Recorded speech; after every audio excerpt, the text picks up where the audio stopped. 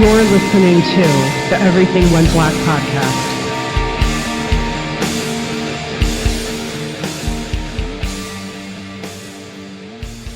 Hello everyone, I'm back this week after a 2-week break. The move is complete. I'm in the new home. This is the first Everything Went Black to be recorded from the brand new studio. This week, Paul Aloisio returns from Restless Spirit, and we get into a lot of interesting topics. Sad news this week with the passing of Lou Kohler from Sick of It All. Mike Scandato was definitely way closer to Lou than I was. We did not meet through music, however. We met at the late, great Brooklyn Monster Factory, the comic book store that Mike and his brother John ran back over a decade ago at this point. Lou was part of the New Comics Night hangout, and we got to become pretty good friends. And it saddens me to learn about his passing recently, and my heart goes out to his family. And additionally, Lou was an icon in definitely in the New York hardcore scene, but in the broader music scene as well. Also, I posted the last couple weeks about the GoFundMe for Eugene Robinson's therapy. So please, if you find it in your heart, contribute some funds to that. To me, at least, Eugene was a giant in music, writing, journalism, as well as being a friend of mine. And I really was saddened to hear about his struggle. So I'd like to do what I can to raise awareness of his GoFundMe. You can check it out on all the Facebook pages for Everything Went Black, my personal one for Necromaniacs. It's also on the Tombs Facebook page too. So if you have, I know times are tough for a lot of people, but if you can find it in your heart to contribute, please do so. If you're listening to this podcast, you should also be checking out the other podcasts from the Horsemen of the Podcasting Apocalypse. Kicking everything off on Monday, we've got Brandon Legion's Horror Wolf 666. Up next on Tuesdays, we've got Jackie Smith's Into the Necrosphere. Wednesday is Everything Went Black, as well as Iblis Manifestations. Thursday is Necro Thursday, where you can listen to the Necromaniacs Horror Podcast, as well as Day 1 of Soul Knox, brought to you by Carl Hikara. Friday, Spitball Media comes at you, an irreverent pop culture podcast. Saturday is a day off. So if you're in the Northern Hemisphere, enjoy the sun, because on Sunday, Carl Hikara returns with Day 2 of Soul Knox. Carl and I are wrapping up our Darkness Weaves collaboration, which explores the work of Carl Edward Wagner, but we've also kicked off the Savage World of Robert E. Howard, where we're going to be discussing pretty much everything we can find by Robert E. Howard. So that's going to take us quite a while to get through. Years. It may even take the rest of my life to get through all of Robert E. Howard's work. If you're enjoying this, thank you very much. This has largely been a labor of love for me. I've been doing this for a while. But if you want to support the podcast further, please check out our Patreon. And for as little as $1 a month, you can support the show, get access to bonus material, which I've been trying to put out on a weekly basis. For $5 a month, you get all the bonus content plus early access to the shows. And for $25 a month, you can become a sponsor and promote pretty much whatever you want. Welcome back, Paul. Congratulations again on the record, the new album. And it's fully available now, because I think the last time we spoke, it was about to come out. So, the album in its full splendor wasn't available for everyone to enjoy at that point. Yeah, thanks, dude. Finally out. Really, really, really happy with the reception this time around. And, even just for ourselves, just happy with the way that the album came out. It's been a trip for sure. And you guys just got back from tour, like at least I think a few weeks ago, right? I think today or maybe tomorrow, it will have been a full month since we've been home. It was a long one. I think we were out for like 36 days or something like that. So it was a full US tour. Oh yeah, yeah, and it felt like it. It was long, dude. So who'd you go out with on this one? We went out with this band called Gozu from Boston. Okay. They're on Metal Blade. They've been around for quite some time, but Doug, their guitar player, had bartended at the Middle East in Cambridge for years, and I would, I'd always talk to him, but it was, just with with bars between us, a bar, not Yeah. bars. We weren't in prison together, but we were always like, yeah, dude, we gotta make something happen. We gotta play with each other, and we both had albums coming out around the same time, so came up with the idea. I think maybe our we have a mutual manager, and he floated this idea of like, why don't you guys do two, like, just join forces and do a big tour, co-headlining thing? And we're like, all right, let's do it. Well, Mark And Mark manages those guys too. yeah, yeah, yeah. Oh, cool. Right on. So it's a good pairing because they're sort of in the stoner like scene too. I would say they're definitely a lot more like stoner, like Clutch um leaning than we are.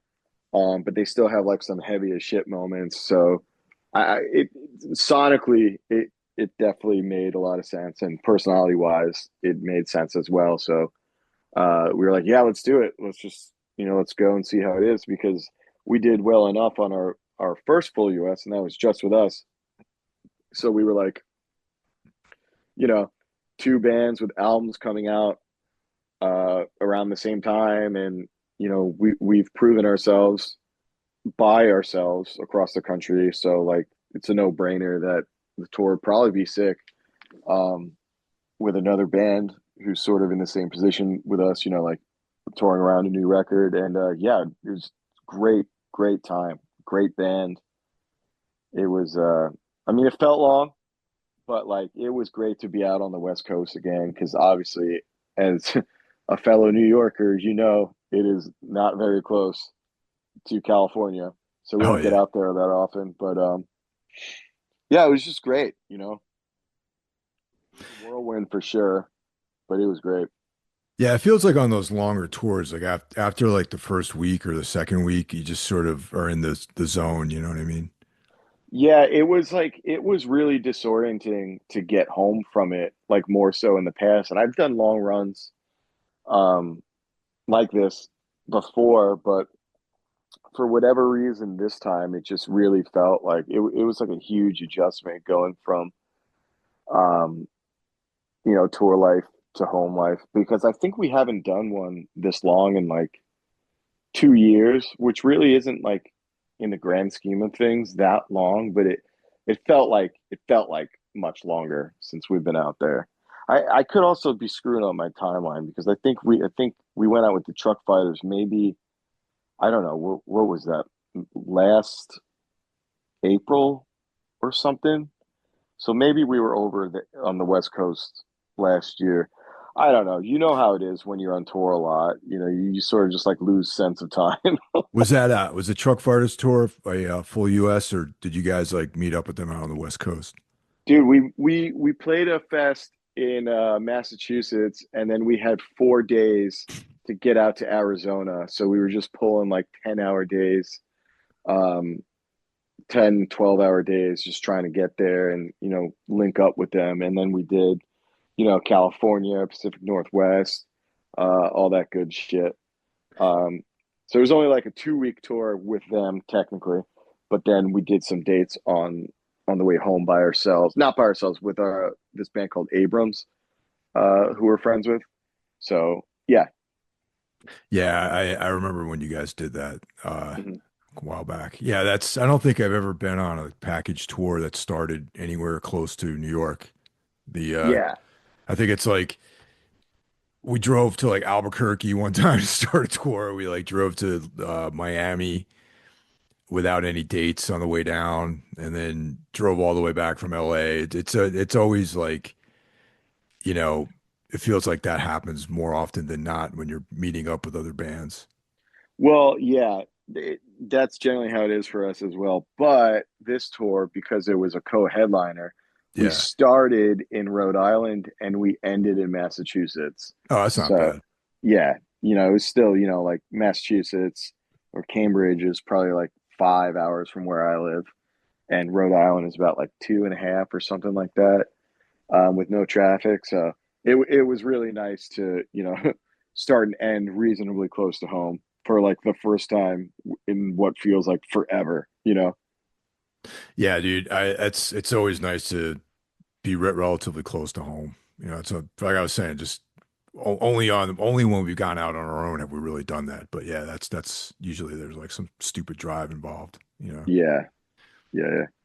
Do you guys have anything else coming up after this, or now that you're done with this? Right now, no. I think we have like maybe one or two things, like just like random shows here or there. But as far as tours, no, we don't really have anything lined up. But I'm fine with that because it felt so long. You know what I Yeah. mean? I think it will have been the only tour that we do this year, but it some I don't know. It's hard when you want to tour all the time and just like be on the road, but you also have like family obligations Oh and yeah. stuff like that. And then especially when you're not on a support run, I feel for a band like at our size, it's like you don't really just want to be doing it too much. It's got to be, especially in this day and age with the economy and Gas everything like that, prices. dude. Yeah, it's like, you know, it's like, all right, we're only doing this one tour. We're only going to be in California once this year, so or we did multiple California shows, but you get what I'm saying. Yeah. You better come out. And I think that worked in our favor, to be honest, because the shows were really, really good. And because I think it's the only tour that, I mean, unless Gozu does another like extended run, I think it will have been both bands only doing one tour this year. So people really came out and they showed up. And yeah, it was just like sick, going to a lot of these places, man, that like it was really gratifying because just a couple of years ago, we'd hit like Atlanta, right? Hmm. And it was like, dude, fuck, we don't want to play here again. Like nobody comes to see us. And we just kept hitting it and hitting it and hitting it. And now it's like Atlanta on this run, I think was the most merch that we Oh, moved. cool. Like it was like one of the best fucking shows we played. And it was just like a complete 180 from the way that things used to be. And it's really gratifying to know that you're not just like slamming your head against the wall and like screaming to the void. It's like, all right, whatever we're doing is working. You know what I mean? And there were a couple places this run where it was like we would go, and in the past we used to just do pretty poorly because for whatever reason, it's like you have just I don't know what it is, but um, I think as we get and have gotten more well known over the years, doing so many support runs and stuff like that, it's like it's clearly working. So it was just really gratifying to do like a full US tour like that and to come home and be like, that was that was sick, that was worth it. Because every band for at least in this starting point of their careers will do tours, and it's like, why do we just do that? You Oh, know what I dude, mean? I 100% know what you're saying. Yeah. So it was great that the one tour that we were doing for the year, we come home and we're like, all right, that was cool. That was awesome to see so many people that are coming out as fans that knew the words, like especially like, dude, I was like, I got like a really like bad like head cold. Like Mark, our bassist, was like sick on the first night, and I think I ended up getting it too. And I was just like out of it for like the first week, and I would just like forget the words because like my brain was just like not there. Yeah. So I was like feeling like shit. And like I look into the audience and there are people singing along, and I'm That's like, cool. yeah, I'm like, oh, okay, that's what I'm supposed to say.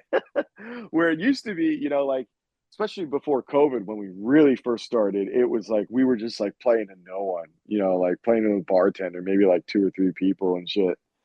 So yeah, man, it was just like we're really, really, really grateful, and we really realized that like whatever we're doing is like resonating with people, and you know, it was just cool. Like that's all I could really say for anything like that. When it's a co-headline, like there's more pressure on you because you're not relying on solely like another band. You know what I'm saying? When like Yeah, no, absolutely. so, but yeah, dude, it was great, man. Great to see the Pacific Northwest. Um, one of my favorite places to play and also visit. Seattle, Portland, shit like that. Uh, California was great. Texas was great. East Coast up and down. All the East Coast shows were awesome. So, it's just like a reminder where, because, in this day and age, it's always being in a band is stressful. And like going out on tour is really stressful. You never really know what to expect. So it kind of just like reinforced that it's like we're doing the right thing. We're doing right by the people that listen to us, and we're doing right by ourselves. You know what I mean? Like we're Yeah. not just like wasting our time. Um, which So I think we're pretty lucky. So that's definitely an accomplishment. And it's you guys have been around for what, close to 10 years, I think, at this yeah, stage. Yeah. I think maybe even a little longer than that. Yeah.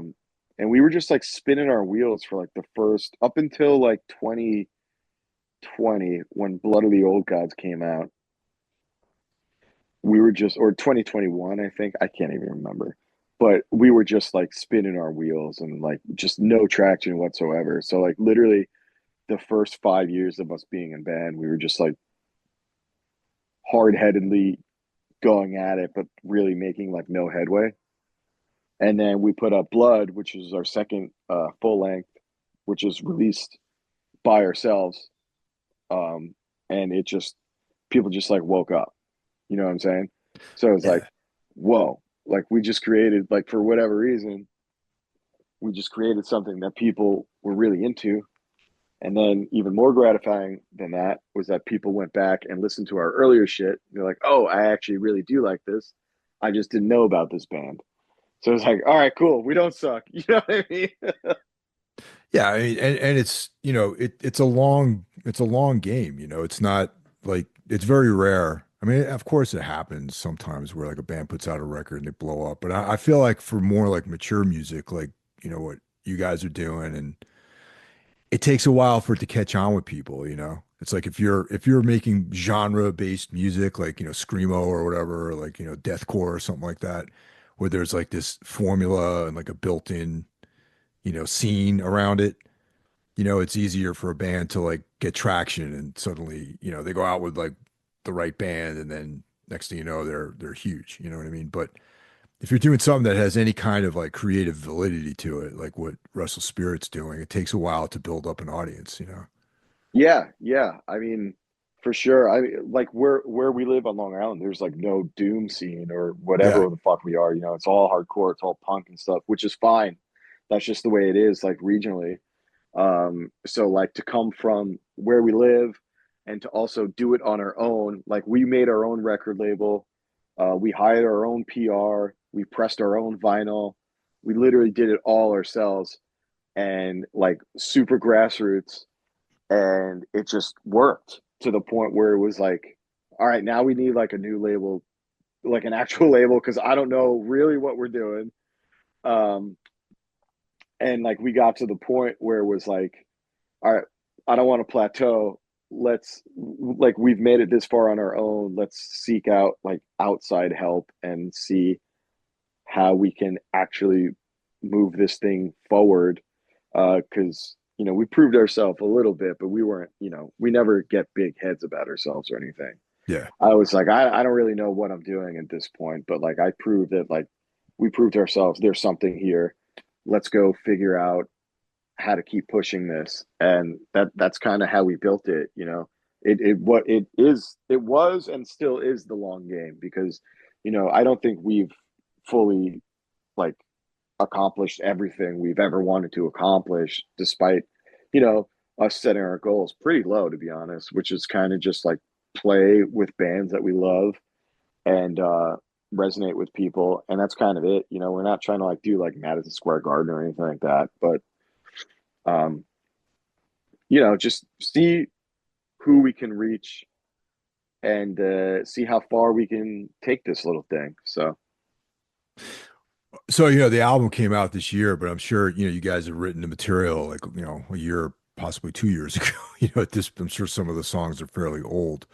Do you have any new material you're working on? I've been demoing stuff out. We write real quickly, man. Like Yeah. we started writing this album we did like one song in February, and then the rest was written in like fucking like April to June or July, and then we were in the studio in November. So we're like fast. We Even don't really lyrics too. lyrics are always the last thing. Like I'll always well, yeah, actually, lyrics were done in September or October.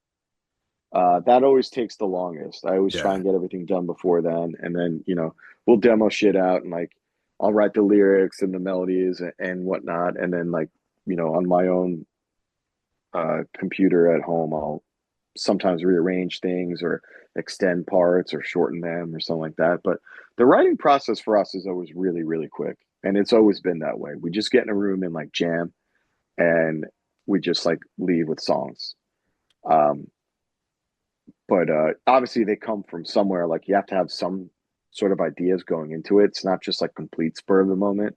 So I have been writing riffs here and there, and I'm kind of like I want to I want to just explore something new this time around, Hmm. but I don't know what yet. So it's like I've just been playing around with a lot of stuff and trying new ideas and just gonna throw a bunch of things at the wall and see what sticks with the rest of the band and just see where it goes because we're kind of free flowing like that. You know what I mean? Yeah, Like, it's a good spot right now because there's no pressure to produce another album, because it mm-mm. just came out this year. Yeah, totally. The only pressure is really that it's not even pressure. We just love making music, so it's like we want to write more, we want to create more and stuff like that. But it's not like we have anybody breathing down our necks. Like you need something now, and like even if we take like a year, 2 years from now, 3 years, which I couldn't see that happening, but even if it did, it's like we're four full lengths. Like we've done four full lengths since 2019. Um, so it's like 2 years. This album was 3 years between albums, and that's the longest we've ever gone. So it's like we have a body of work now that I think can stand on its own two legs, and um, we could, if we want to, we could take our time this time around, and that's a really nice feeling because for a while we were just like we felt like we needed to crank it out, you know, like I get that. Yeah. over the course of 10 years, it's like we had like three, four EPs and four full lengths, and then a number of singles that like went on compilations and covers and stuff like that. So it's like we have some stuff out there, you know. But in the beginning, we were just like more. We gotta keep going. We gotta keep going, putting out stuff, and not like we ever forced it. We just like we love playing with each other. We really connect, so it's really easy to have output like that. And it's not like we're the most prolific band in the world. I'm not trying to say that, but I think we did a pretty good job at like I said, since 2019, putting out four good sounding full lengths that we're Oh yeah. all satisfied with. So yeah, I think 3 years is probably a good cycle, honestly, between like writing it, and getting all the label stuff together and then, putting together like a plan and all that sort of stuff. That's probably a good cycle every 3 years. for sure. This one, I'll be honest, took me kind of off guard because the past two full lengths we did, first of all, we were dealing with COVID with Oh, our second geez. Yeah. album. Yeah. You know what I mean? So the vinyl pressing was like 9, 10 months. And then the second one was shortened, but it was still like maybe like 8 months. And then this one, it was down to I think we handed in masters in like February and we had it in our hands like the vinyl in May. So that's a February, March, April. It's like 5, 6 months, something like that. So I was like, whoa, like that's that's really quick and we were not used to that because it had been such like a, by the time like Blood of the Old Gods and After Image, our prior two albums came out, I was like sick of listening to that shit Oh yeah, dude. because Yeah. we were sitting on it for so long. This one, it felt really weird because from start to finish, masters to having it in our hands, it was like 5, 6 months, if that. So it was like, whoa, like it was kind of cool to still be like digesting what we did instead of just like, oh man, like, you know, I'm listening to songs, but like I can't really share it with the world yet. So it's a little weird. Like I think everything is kind of a little bit more back to normal, but it was just, I don't know, that new normal of waiting forever for vinyl, which was the real holdup for everything. It's not really there anymore. So yeah, that was definitely a weird experience this time around. Yeah, actually, I think even like on our last album, things moved pretty quickly as far as getting things in our hands, as far as like vinyl pressing and all that sort of stuff. So I feel like things are pretty much back to normal with that respect. Yeah. So it was definitely disorienting because it's been that way for so long. But I mean, at least now we know. You know what I mean? Like next time, it's like I'll be a little more prepared for like, all right, it's gonna go quick after we hand it in. So when you guys go on the road, is it the because for a while you had a fill-in drummer, Yeah, right? Does he still do the tours with you guys, or is it the lineup on the record? this is a lineup on the record. So Gusmo, who you know, Yeah, Gus. Yeah, uh, Gus Moore. Yeah. uh, I know Apollo too now, by the way. Yeah, he played in the band. He played his band played with us in New Hampshire on that last run of dates we did with Replicant. oh, nice. Oh, you know what? Actually, he played with us when we did Hell in the Harbor with you Oh, guys. right. Yeah, yeah. Okay, so we have so Yeah, twice yeah, I've shared the stage with him. Yes. yeah. Yeah, so Gusmo was out of it for a bit because he was like dealing with like some health stuff and just like financial stuff or whatever, and he was like, I'm not quitting the band, but like I can't tour right now. So Apollo steps in and he's like, I'll keep the throne warm. Which is like the first like conversation we had, and then uh, some like scheduling stuff went on with in August, and Gusmo was like, "All right, I can actually do the Truck Fighters run." I was like, "Oh, okay, cool. Like, let's do it." And then with this run, it was like he didn't do the past record release tour, the After Image tour, so he was like, "No, I'd really like to do this one." So we did it with him, and we're all still friends. Like Apollo plays drums for Gozu now. Oh, no So way. Is he from yeah, up there? Is he from New England originally or something like that? Does he live up there? yeah, he lives in Massachusetts. Oh, okay, yeah. All right. So it was like pretty cool. That was like we got to see both of them for such a long time, on this massive feeling, like this massive to us run.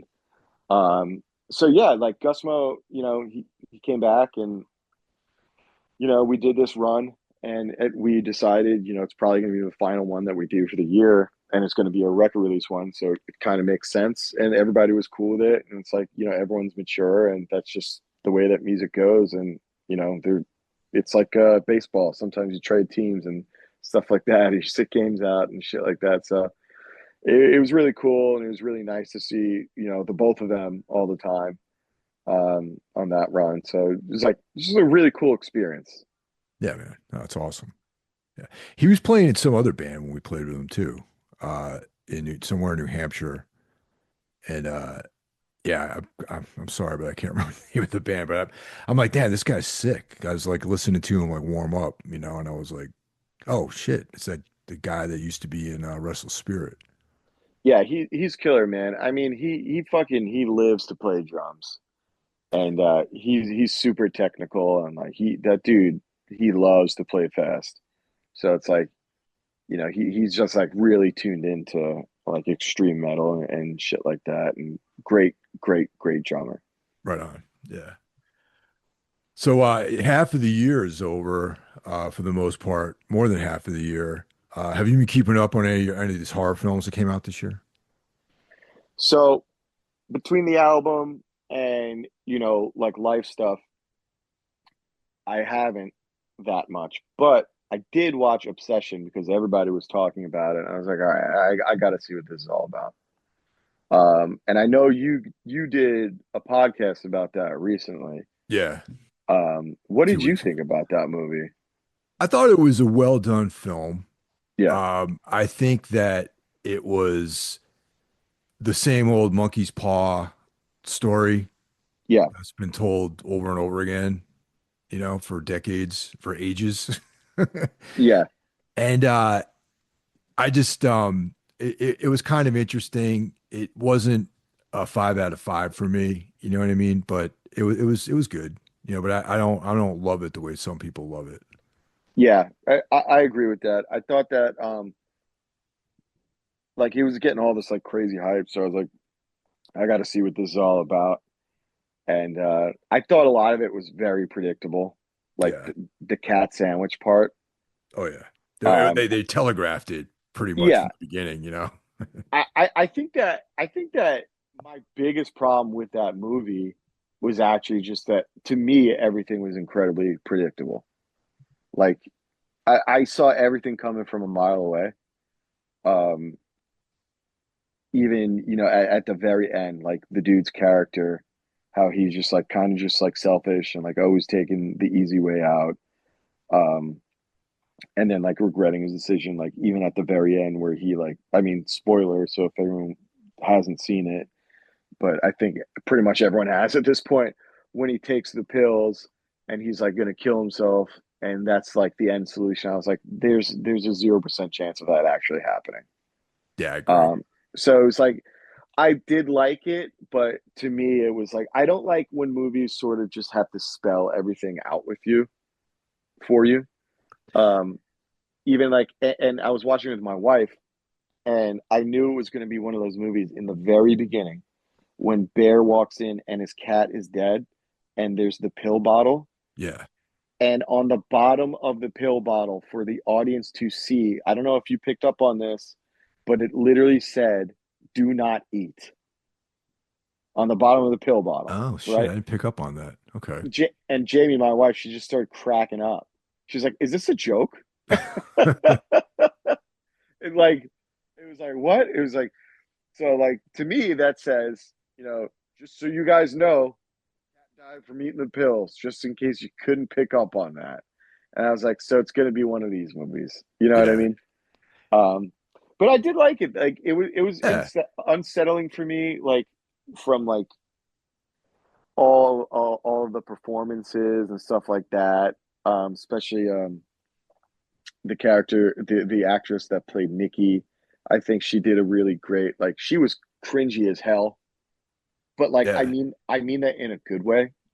Like she was just making me cringe the way she was acting, not like the acting was cringy, if that makes sense. Like she was just being like a lunatic, and I was like watching her act. I was just like cringing the whole time. I was like, oh, this is like making me so uncomfortable. But like I understand that was the point of it. So I think they did that pretty well, and I thought it was a pretty good movie. Um, Definitely not a 5 out of 5. No, hell no, definitely not. My wife hated it. I remember she took me to see it on my birthday, and I was like, we left the theater, and I was just like, yeah, this is all right. And she's like, oh, I hated it, and I could, knowing her, I understand why. Like, there's a lot of like, stuff in there that she hates. So, I got it. One of the things that no one really talked about, and I kind of touched on it on the podcast, was like how his coworker was like an infinitely like cooler woman that liked him, and he gave her no time of day at all. Yeah, Like she was like, I thought, you know, better looking and more interesting than Nikki, yeah, right? And Nikki turned out was like not the ideal woman that he thought she was too. Was like, had this whole side thing going on with his buddy, and like it's just that's an interesting immature male sort of idealization of things, and overlooking something that probably would have been a better option for him. Because when there's a scene where they're sitting in the car and they're talking, and it's like, yeah, you should have been with her, man. She was like way cooler, and you guys actually have something in common. Yeah, I mean, what I took away from that was that, you know, he obviously is very immature and he liked the idea of Nikki more than Nikki herself. Yeah, no, totally. Um, and he sort of just like worked herself up, like put her on a pedestal to the point where it was like, you know, it was just like infatuation. And it was just, you know, yeah, I think Sarah was the other Yeah, character's name or Sarah, that something. was the other character's name. Yeah. Yeah. Um, that would have been clearly a better fit because they seemed like they were better friends, and you know, she seemed like there was a little more substance. And yeah, no, I picked up on that like 100%. But so I totally agree with you on that one. And Yeah. no, you know, I thought it was good.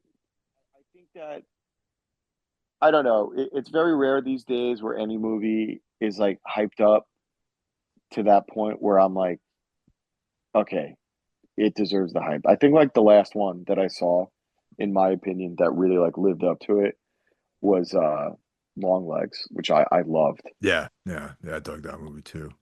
I loved that movie. Yeah. What I think is interesting this year is that a lot of these films are being made by very independent younger people that primarily have like a YouTube platform. Yeah. Yeah, I was thinking about that too. I mean, like look, like yes, it was the monkey's paw, and it's been told a million times, but you know, let's look at it this way. I found it infinitely more interesting than, you know, I didn't watch it, but just the idea of another mummy movie. Did Oh you check that God, out, Leak no, Bonin? I No. can't bring myself Yeah. to see that. Yeah, But that's what I'm saying. Like they're putting out stuff like that. It's like, you know, bigger studios doing that, and then you have, you know, younger filmmakers going with an idea that maybe a newer generation has not really ever heard. Like, you know, the monkey's paw. We all know about it, but I've heard a lot of like chatter online about people like, you know, just like blown away by the movie. And I think it's just that maybe, you know, everything's cyclical. So it's a new idea for a lot of the younger audiences. But for people that have been watching movies or even like reading literature for, you know, at this point, decades, which I'm not an old man and I'm not, you know, like the most well-read person in the world. I'm not trying to say that, but I think that that has a lot to do with a movie uh, like Obsession's appeal because, yeah, you know, people just hadn't really, you know, seen that idea before, even though it's been around forever. Um, which is, you know, sort of like makes sense to me. I mean, like, think about it this way, dude. Like, The Thing was a remake. You yeah, know what I mean? that's true. Or fucking Cape Fear was a Oh, that was a remake. remake too. Yeah, Yeah. absolutely. And the one we all know with De Niro is like probably the the sickest one out of the two, really.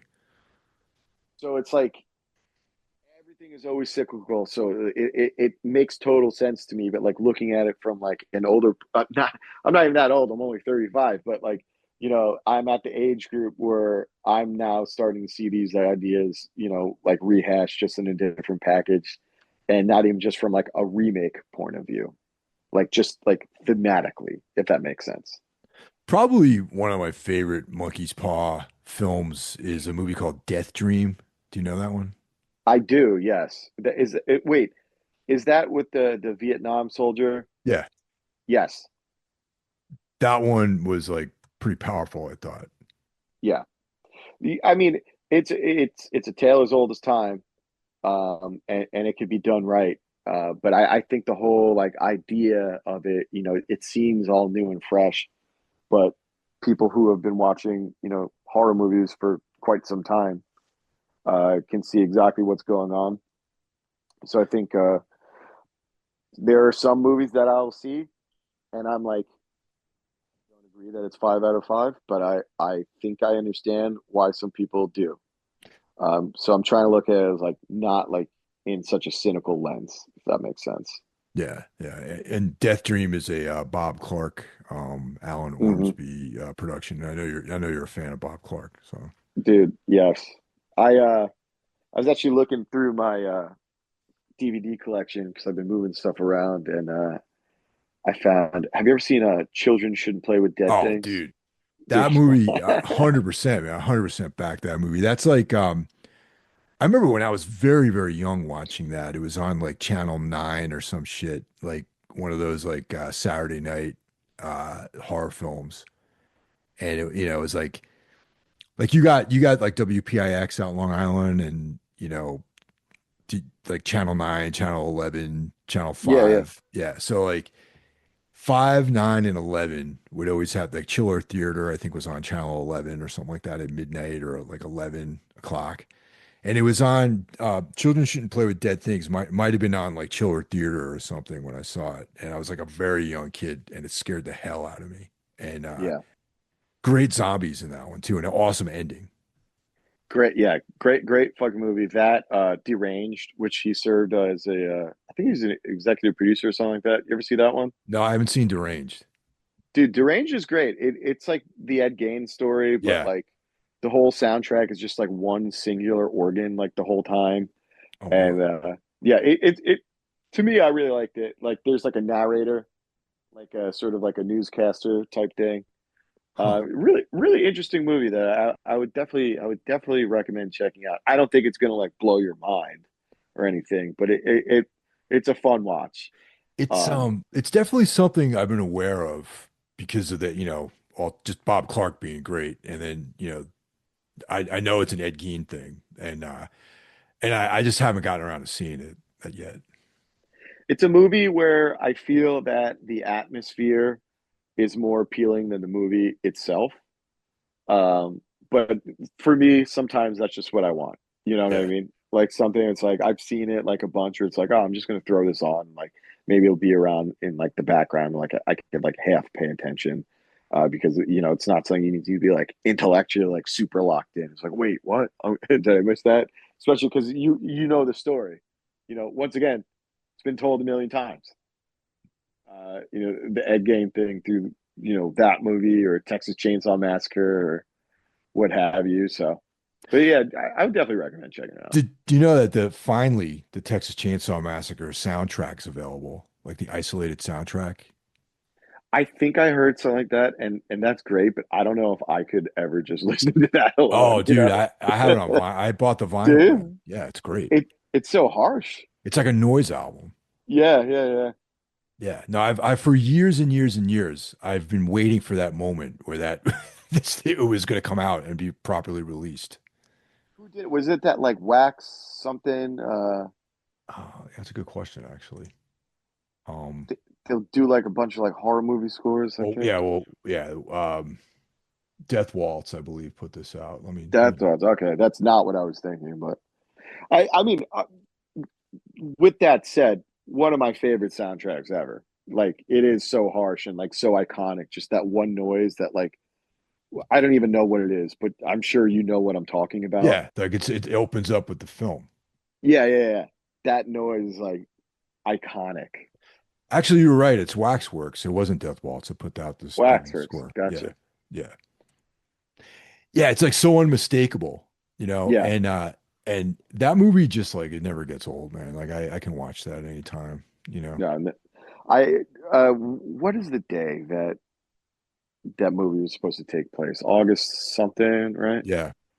Yeah, I try and watch it around that day every year, but of course, with how busy I am, I was like, I hope I didn't miss it. I was like, oh wait, it's not even August yet. Yeah. There was some YouTube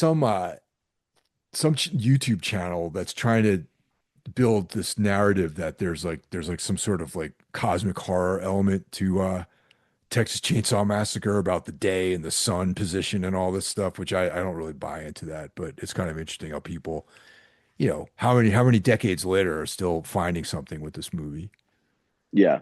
Yeah, I would have to watch that before making any judgment call. I don't.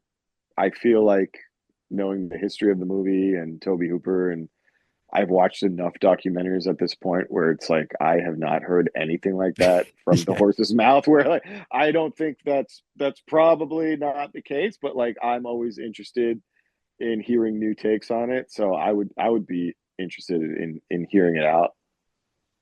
Yeah, I'm always, keen to check these things out too, but like I'm also like, I don't know, dude, that's a kind of a reach, you know. Yeah. Because they keep flashing back to these scenes of like the sun and everything. I'm like, dude, I just think it just It's looks supposed to be cool. like the Texas heat. Yeah, the Texas heat, and it like looks cool, you know. I don't know. It's always funny to me also when people try and find deeper meanings in movies that are like, sometimes it's like okay for a movie to just be. I don't think that Texas Chainsaw is just a surface level movie, but like there's not that far of a rabbit hole to go down, in my opinion. No, I agree. Yeah, You know, totally. Yeah, definitely. Have you have any interest in checking out the back rooms? that's one of those things. Like I've just been so busy, man. But like, that's another movie I keep hearing things about. Um, but like I'll hear it's great, and that's all I know about it. And it's A24 and like the color scheme of the movie. So Yeah. like that's all that. And honestly, I feel like that's fine enough for me to like go into a movie to like I don't need to know everything about it before I like go and sit down and watch something. But I'm assuming you watch that. Yeah, I went to see it in the theater actually. But also, were you familiar with like the whole, you know, back rooms lore and because it's existed for several years at this point, this like whole, online phenomenon. Kind of like the liminal space thing. Am I reading that right? Or Yeah, like it all started with like a 4chan post where okay, someone just took like a this picture of what ended up being like a furniture store office area where it was like drop ceilings and just this empty space, and they put this caption to it, and that inspired all these people to sort of build on it. So it was like this very like there've been many different people that have expanded on it, and Kane Parsons is, I guess, one of many people who built up this storyline, and somehow he was tapped by A24 to make a feature-length film about it. he's really young too. That's another thing I've heard. Right, he was like 19. Yeah, yeah, and he just started making content, just on his own, like just completely DIY, and just posting it on his YouTube channel. And you know, yeah, so there's like this all this lore, and there's these different factions that of fans that like all the lore, and then there's some that just are purists that just like, no, it's just like these endless liminal spaces. Hmm. So the film actually, I think, kind of straddles both, and there's a storyline that's being revealed, and it is very much just like weird open spaces, and there's I talked about it on the podcast with Necromaniacs when we did a review of it, but there's literally just one moment of the film where it totally dragged me in because of this almost pessimistic philosophy that is like sort of put on showcase in this one scene. And I'm like, okay, now I'm in, where they talk about like, these kind of like, you know, copies of people, and they're the ones that don't have any souls. And I don't know, it's just very cool. Yeah, I'm definitely interested in checking it out, especially now hearing that you liked it because I think you have pretty good takes on things. Oh, thanks. Um, but that's been on my list like since it came out, and I got to get around to that. And I know that it's not for everybody. That's the other thing too. But I loved Skinamarink when it came out, but it's not as not for everybody as that film was for sure. Like that one is like I love that movie. I think it was my number one that year, but I get it if you hate it. You know what I mean? I understand. I understand like if people don't like that movie, I get it 100%, but it just worked for me. This one is kind of like that, but not maybe to that extremity. It's like it'll work for some people, and for some people it won't. You know what I mean? Yeah, I mean, and that's always fine too. Like not everything needs to be for everyone.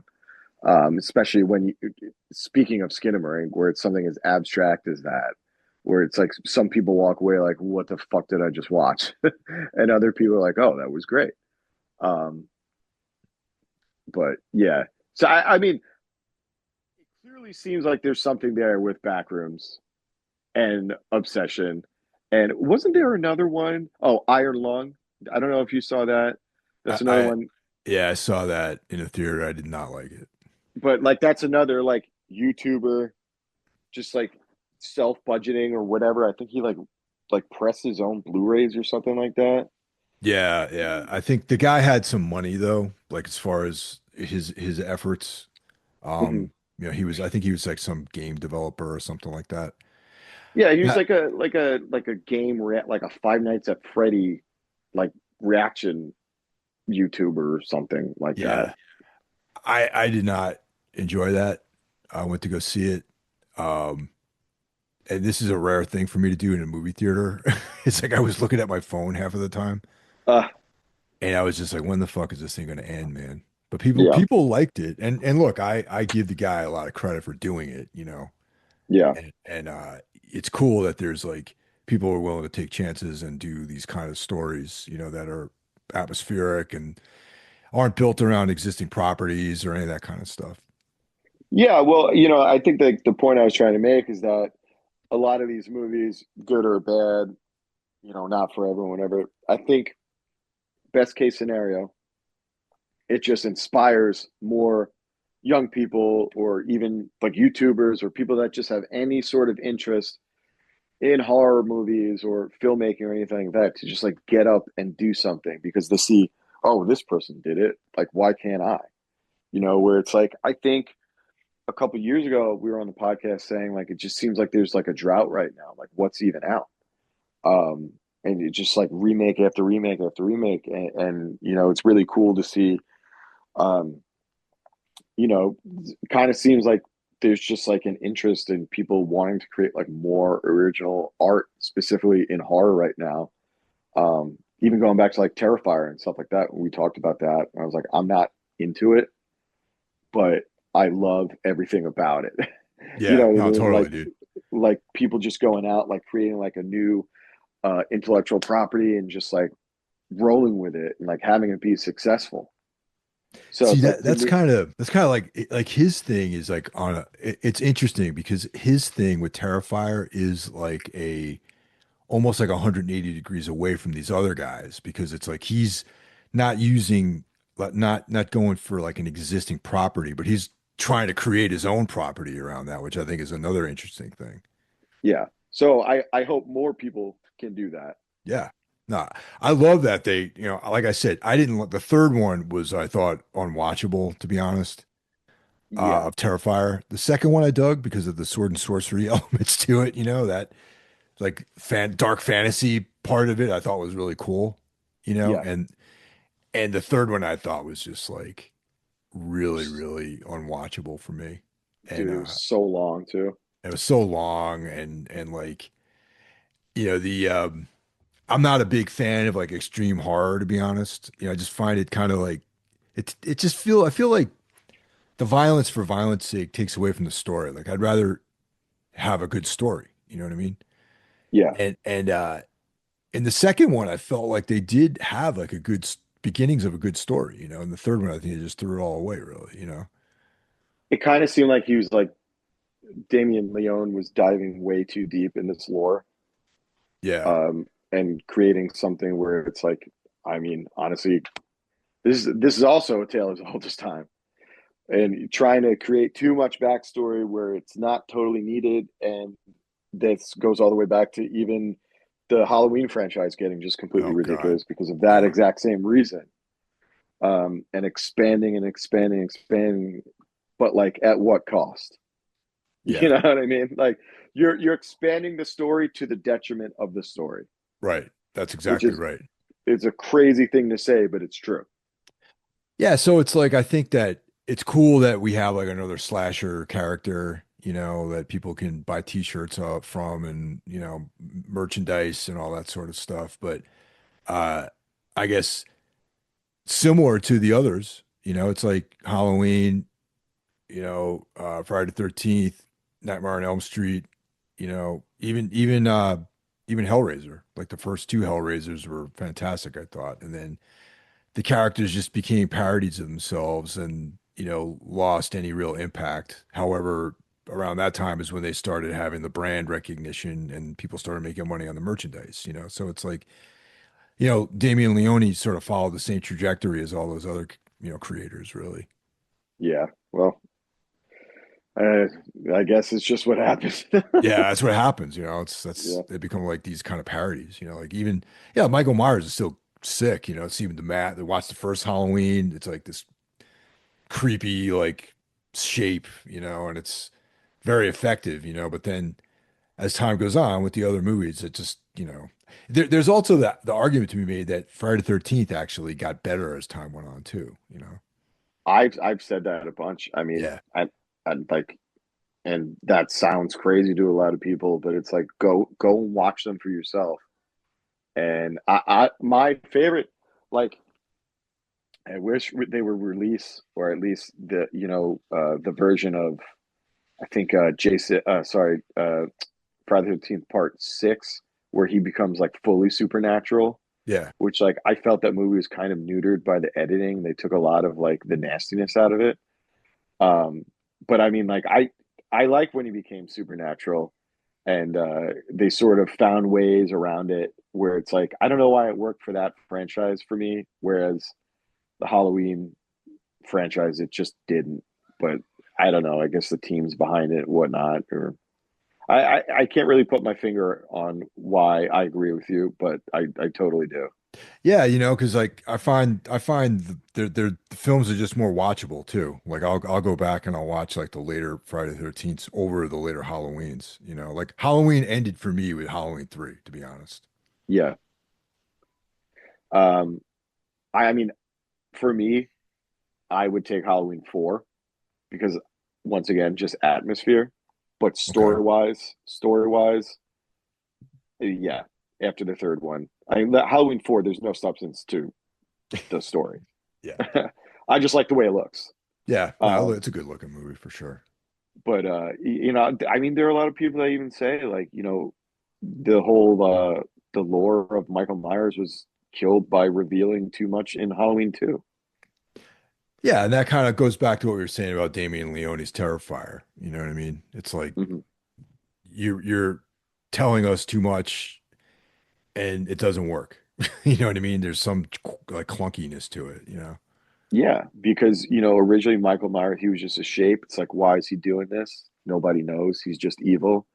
And then it's like, well, we need another one. How about their siblings? You know what I mean? So Yeah, then it gives them a reason. So it's like, oh, okay. So that's why this is happening. It's not just like some madman on the loose, which is what the first one so scary. exactly. Yeah. Um, but I still do enjoy it. I I think that that Halloween 2 argument is also like, I don't think that many people, I could be wrong about this, but that was like a big thing back in the day, and I don't really hear many people parroting that sentiment these days. Um, but it used to be pretty popular, from what I remember. Yeah, I mean, I dig Halloween too. I like watching them both, you know, back to back. And three, even though everyone hated it, I thought the story was cool in three. Well, that's another one where the script has flipped completely, because there that used to be, people would just fucking rag on that movie. Oh, it's not real Halloween. There's no Michael Myers. It's like, yeah, but watch the movie. It's a good Yeah. movie.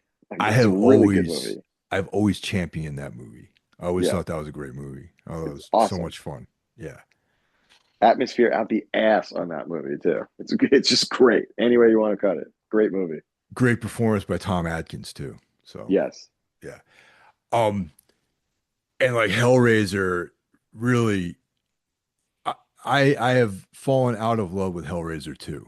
Hellraiser 1 should have been just a one and done film, I think. Yeah. Um, yeah. I mean, Hellraiser 1 is at this point the only one that I go back to. Yeah. So I could see that.